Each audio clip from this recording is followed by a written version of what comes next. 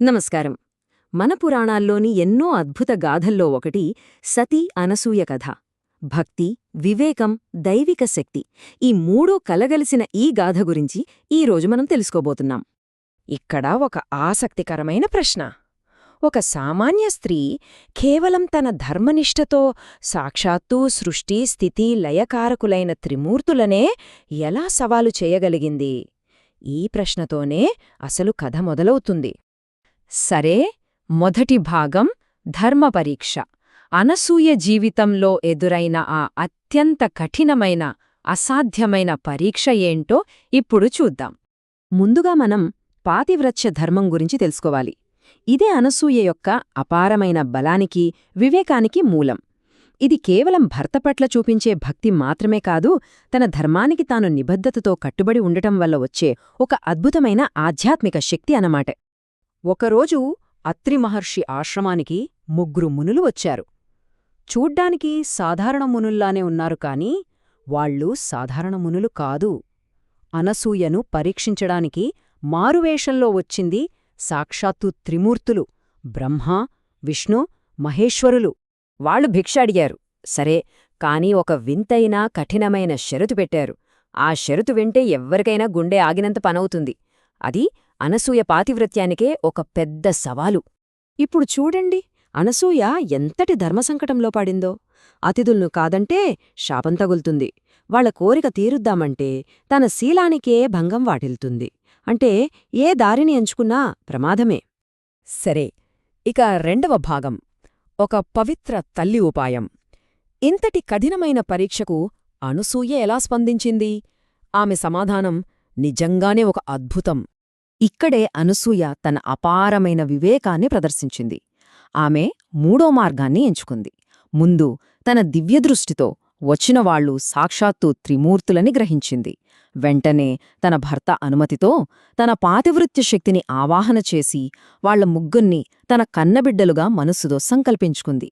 ఎందుకంటే ఒక తల్లికి తన బిడ్డల ముందు సిగ్గు బిడియం ఉంటాయా? ఉండవు కదా.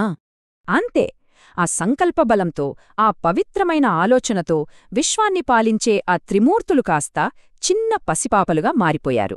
చూసారా, ఆమె భక్తిశక్తి ముందు వాళ్ల దైవిక శక్తే చిన్నబోయింది. దీంతో పరీక్ష యొక్క స్వరూపమే మారిపోయింది. ఇక 3వ భాగం ఆందోళనలో దేవతలు. భూలోకంలో కథ ఇలా ఉంటే స్వర్గంలో మాత్రం వాళ్ల భార్యలైన త్రిదేవిలకు టెన్షన్ మొదలైంది. సరస్వతి, లక్ష్మీ, పార్వతీదేవిలు తమ భర్తలు ఇంకా తిరిగి రాకపోవడంతో కంగారుపడుతున్నారు.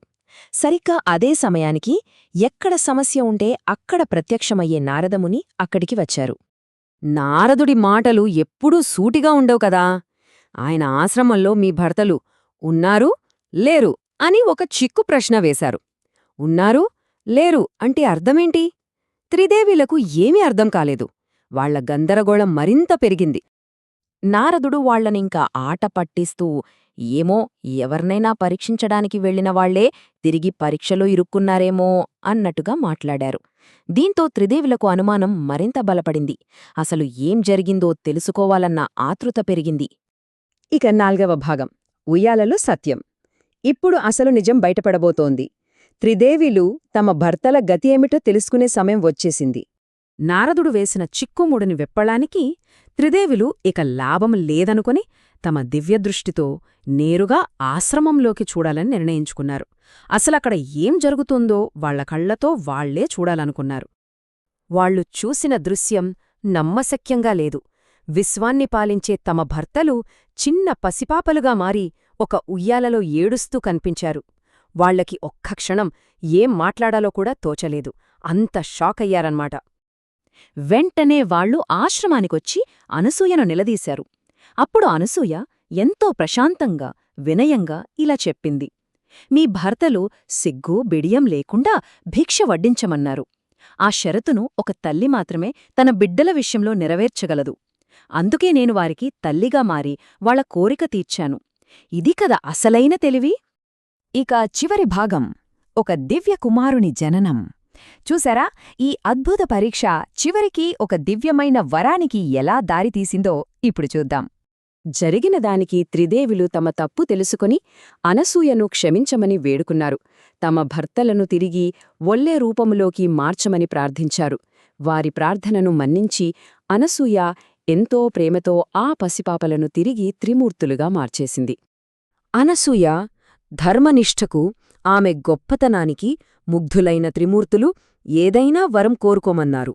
అప్పుడు అనసూయ, మీరు ముగ్గురూ కలిసి ఒకే రూపంలో నాకు కుమారుడిగా జన్మించాలి అని ఒక అద్భుతమైన వరాన్ని కోరుకుంది. ఆ వరం ఫలితంగా త్రిమూర్తుల అంశతో 2 దివ్య కుమారులు జన్మించారు. ఒకరు త్రిమూర్తుల ఏకరూపమైన శ్రీ దత్తాత్రేయస్వామి, ఆయన శాంతం, జ్ఞానానికి ప్రతిరూపం. మరొకరు శివుని రౌద్రాంశతో జన్మించిన దూర్వాస మహర్షి, ఆయన ధర్మాగ్రహానికి ప్రతీక. చూడండి, ఒకే వరం, కాని 2 విభిన్నమైన దైవిక శక్తులు. ఇలా ఒక సామాన్య స్త్రీ తన అచంచలమైన ధర్మనిష్టతో దేవతలకే తల్లిగా మారింది. అందుకే ఆమె కథ ఈనాటికీ తరతరాలుగా మనందరికీ స్ఫూర్తినిస్తూనే ఉంది. చివరిగా ఈ కథ మన ముందు ఒక పెద్ద ప్రశ్నను ఉంచుతుంది. నిజమైన శక్తి అంటే ఏమిటి? విశ్వాన్ని శాసించే దైవిక బలమా, లేక స్వచ్ఛమైన, అచంచలమైన భక్తి, ధర్మనిష్ట? ఆలోచించండి.